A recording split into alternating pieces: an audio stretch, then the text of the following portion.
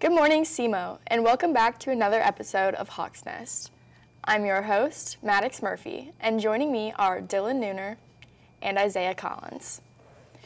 Today, we're going to discuss men's basketball as we are nearing the end of their season, recap baseball's busy schedule recently, and dive into the tough competition softball has been facing.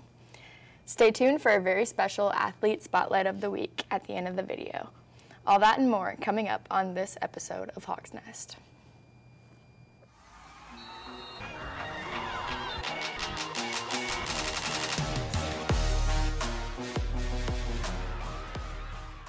It's been a mixed bag so far for SEMO baseball. After dropping their first three against Dallas Baptist, they won their home opener against Murray State, then dropped their first three against St. Thomas, where the bats did not show up, seeming to save all their offense for the last game of the series, where they won 10-3.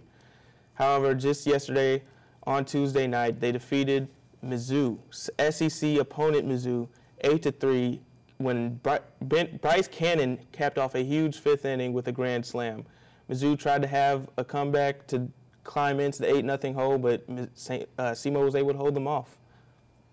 Yeah, so our offense has definitely been sticking out. We've already had 16 home runs, and we're only 9 games in, so I'm really excited to see what we do offensively. I spoke to Coach Sawyers earlier this season, and he was talking about how last year in 2022 season, we actually set the school record for home runs, and he felt like we could compete with that this year.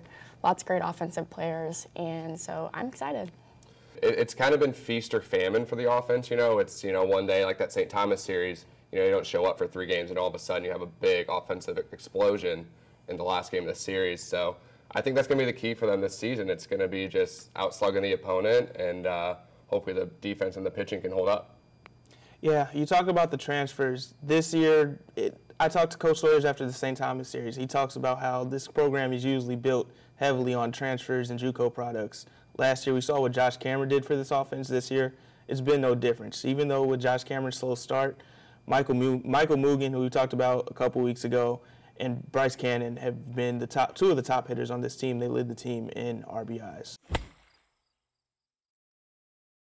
Yeah, then turning our attention over to softball, it's kind of been a similar story in terms of the offense with the baseball team. This past weekend, they dropped all 4 games at the Auburn tournament. All in all, disappointing to lose all 4, but a tough competition, and that's just something that we've talked about a lot on the show, especially with the softball team, is this tough non-conference schedule.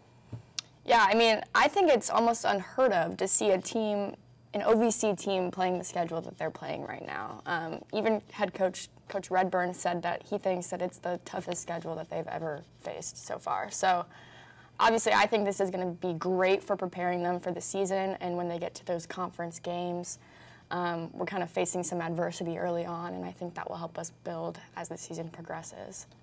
Yeah, I mean, you face a top 25 team from SEC in Auburn. You face Northern Iowa, who, even though they're not a Power 5 school, they're one of, if not the top team in the Missouri Valley. And then this next weekend, you have to go to Arkansas to face the top 20 team in the nation. Like, it's going to be tough for them. Right, it doesn't really get much easier. And although they did drop all 4 games, there was a few positives. I know last week we talked about Paige Hallowell and Kat Sackett kind of getting off those slow starts. They did, although the offense wasn't what we're used to seeing, they did kind of get back to form. Paige Hallowell with another home run to extend her team lead to 3. Kate Sackett finally got her first home run. And then pitching-wise, freshman Paige Van Haren has been a very, very impressive so far this season. In 9 appearances, sub-1 ERA, and someone that I think that they'll be able to rely on as the season goes on until that offense gets back to what we're used to seeing.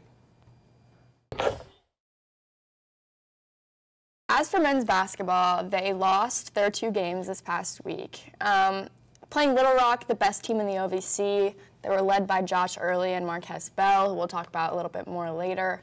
They just struggled to get those shots to fall early on, and then by the time that they kind of got some momentum, it was a little bit too late. UT Martin, they lost 82-72 on Saturday, so a little bit closer game. This was their senior night. They were led by Rob Martin and Evan Ursher, and they got close and they battled, but again, it was just a little bit too late. But let's just talk about this team. I mean, we have seen some changes in the starting lineup recently. So we've got Marquez Bell. He's been starting freshman, true freshman. And we have Evan Ursher, he's a sophomore. Let alone Rob Martin's a sophomore. We've seen Braxton Stacker, we've seen BJ Ward. All of these players are super young players, and really the only consistent starter that's an upperclassman is Josh Early. So this is such a young program. Obviously coming off of last season, they were so strong, and this is a rebuilding season, and we knew that coming into it. So I see a lot of potential for the future of this team. Coming off last year and all the success we had, you would have wanted more, but looking into this next season, it looks pretty promising. You had BJ Ward, you had Rob Martin the whole season basically, lead the team in scoring and be our best player, but guys like BJ Ward, Evan Ursher, and Marcus Bell, like you talked about, really start to step up towards the latter half of the season. This could be obviously with the portal you don't know, but this could be a really good season for SEMO next year. Yeah, and you guys both kind of touched on it, just the young team and everything. Just it's hard to win games when you got guys coming in and out of the lineup, you got injuries, young guys that aren't used to playing at the collegiate level yet. But yeah, I'm in the same boat as you guys. I think this team has a lot of promise, and as long as they can keep this group together, and I think they're going to have some success next year. And now, the moment you've all been waiting for, this week's Athlete Spotlight of the Week. Who do we have, Isaiah? This week, continuing the theme of basketball, we have SEMO freshman guard Marquez Bell. Slow start to the season for him. He wasn't getting much minutes early on. However, the last 5 games of the season, he had career highs against Eastern Illinois and SIUE, dropping 17 against Eastern Illinois, 18 against SIUE, and started the last 3 games of the season.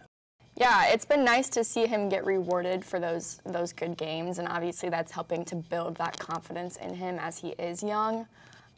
So I think this will only just help him to continue to build on that, and he should be looking pretty good next year. Yeah, it's just kind of that theme what we talked about with the basketball team, young team. So it's good to see a young guy step up and then get recognized, OVC Freshman of the Week last week. I mean, look at some of the numbers he put up. Shot about 62% from the field, didn't miss a free throw. He was doing it on the glass as well as defensive end with 4 steals. It's another great week here in SEMO Athletics. Lots of big games as we come towards the weekend, including the first ESPN televised baseball series at home against Toledo. Men's and women's basketball finish up their seasons, including a big game Saturday for the men's team against Southern Indiana, a chance to gain some ground as they push towards the OVC tournament. That's it for this week. Make sure to follow us on socials at Southeast Arrow and on Target Sports. I'm Maddox. I'm Dylan. I'm Isaiah. And this is Hawks Nest. Have a great week.